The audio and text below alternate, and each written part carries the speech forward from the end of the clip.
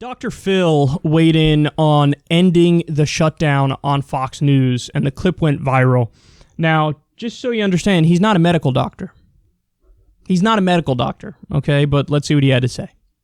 250 people a year die from poverty, and the poverty line is getting such that more and more people are going to fall below that because the economy is crashing around us. And they're doing that because people are dying from the coronavirus. I get that. But look, the fact of the matter is we have people dying. 45,000 people a year die from automobile accidents, 480,000 from cigarettes, 360,000 a year from swimming pools, but we don't shut the country down for that. But yet we're doing it for this, and the fallout is going to last for years because people's lives are being destroyed.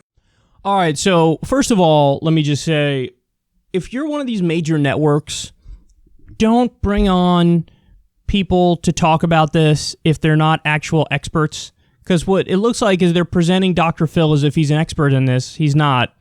And he's giving, the layman's take, the armchair pontificator's take. And people should not value what he's saying nearly as much as they should value what, an infectious disease expert or somebody like that is saying.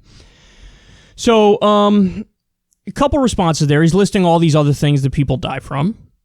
And he's like, we don't shut down the country over this and this.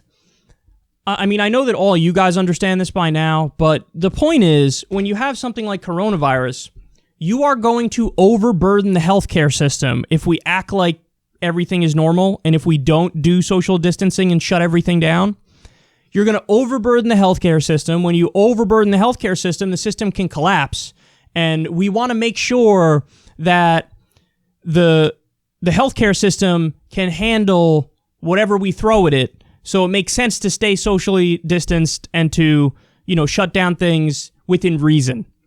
So that's the whole point of doing this, is that we don't want to crush the healthcare system. And all these other things that he named, you're in no danger of overburdening the healthcare system and crushing it with every other thing that he listed there. Even, the comparison people are making to the seasonal flu. The seasonal flu, those deaths happen over the course of the entire season, and it's spread apart enough where forget the system not being in danger of collapsing. You don't even have the threat of any one individual hospital getting overburdened and collapsing as a result of the seasonal flu. So many people have developed immunity to the seasonal flu. Early on in this process, none of us had immunity to coronavirus. So it's gonna rip through the population in a way that this regular flu doesn't. And, what else did he list there? Swimming pool deaths. You're not gonna overburden the healthcare system with swimming pool deaths. So that's what it's about. And he seems like totally unaware that this is the main reason for doing the social distancing, and this is the main reason for staying inside and shutting down certain parts of the economy, is that we have to avoid the worst case scenario where you overburden the healthcare system. So, but a response to some of the other stuff he said there, he said 250 people die every year from poverty. And he's citing that as if, we don't react like this for that. Okay, but my reaction to what you said there would be, let's eliminate poverty. I would want to do something about that too. I mean, that doesn't require the same solution as the coronavirus, but I think it requires a solution. Then he brings up the 45,000 Americans who die every year from cars. And, that's why we have seatbelts, and that's why we have the speed limit, and that's why we have rules and regulations. And also, that number happens to be the same number as the people who die because we don't have Medicare for all. So I guess Dr. Phil will sign you up for Medicare for all? You're in favor of it now? Because that's the same number of people that die because they can't get basic health care in this country every single year. It's 45,000 to 68,000. So, but beyond that, so Dr. Phil here, this is a sentiment that many people are feeling. It's not just him. It's annoying that, he's saying this stuff because he's presented as some sort of an expert and he's not. But people have begun protesting to end the shutdowns that we have across the country. And there were a bunch of signs that people were holding up. I don't have this one here in front of me, but there was one sign that said social distancing equals communism there was another sign. It said something about freedom. It was in front of a Baskin Robbins. You had somebody protesting. They wanted to open up the Baskin Robbins. There are these clips that are going around. These people saying, we got to open up the economy. Look at my hair. I need to get it dyed. And,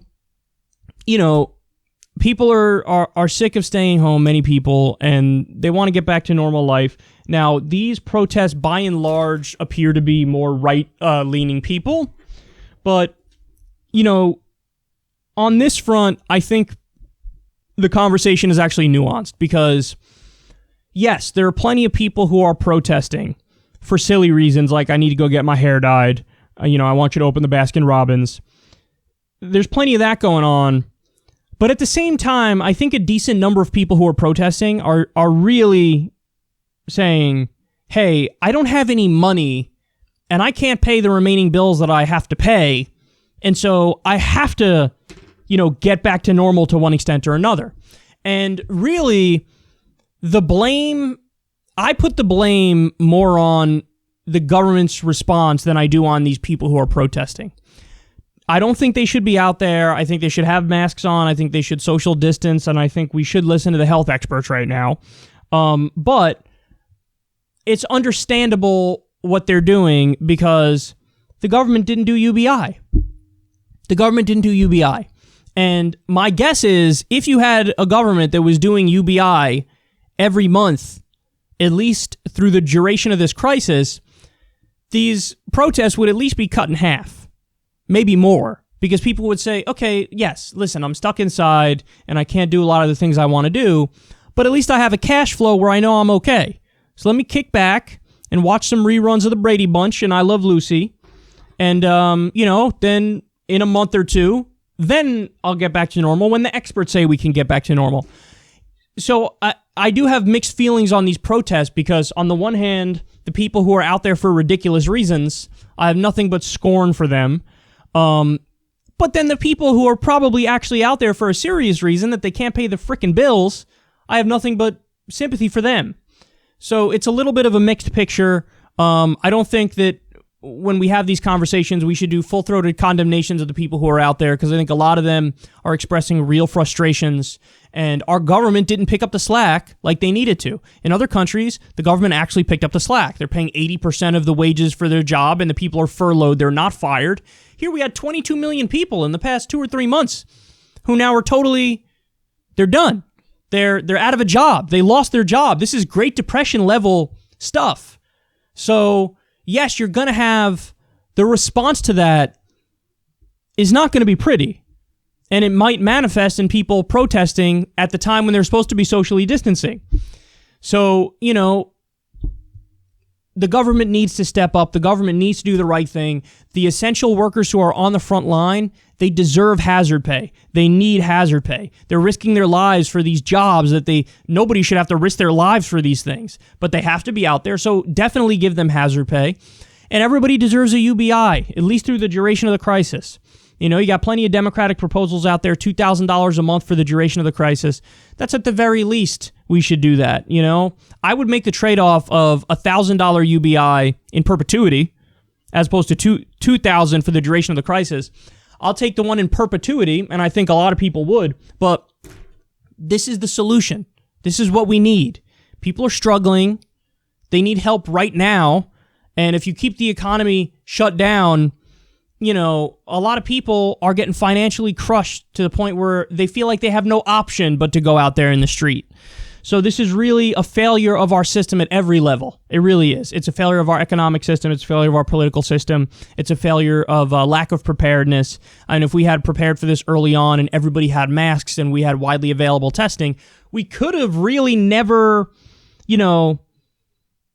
we could have never really been in this position in the first place where we're behind the 8 ball and everything's shut down. Could have kind of kept everything open and everybody's wearing masks and everybody's getting tested nonstop. We could have done that, but that would have required a hell of a lot of preparation that we didn't do. So now we're behind the 8 ball and people are getting absolutely crushed, and so I do feel bad for them. And my guess is you're really not going to see these protests stop until there's some more serious direct action taken. Because even, let's say you open everything up, right? Which they're going to do relatively soon, probably by early June they'll try to get everything back to normal. But the problem is people are not going to go do the things that they used to do. They're not going to go to the movies. They're not going to go to a comedy club. They're not going to spend, time out at a crowded restaurant. People aren't going to do that anymore because the world changed and people are going to adjust to the new reality. So we have to accommodate for this. And again, I think hazard pay for people working on the front lines is absolutely necessary, and people need a UBI. And if you had a sufficient UBI, these protests would at least be cut in half, maybe more. Because even though there are some silly people out there fighting for some silly things, I think a lot of these people are just feeling a genuine financial strain, and they need money, and they need a job. And so it's a real hurt that they're experiencing. So anyway, it's really sad to watch that happen, and unfortunately, I think a lot more people are going to get sick because they're out there. But do yourself a favor and don't listen to silly people like Dr. Phil, because on this front, he knows Dickie McGee's ex.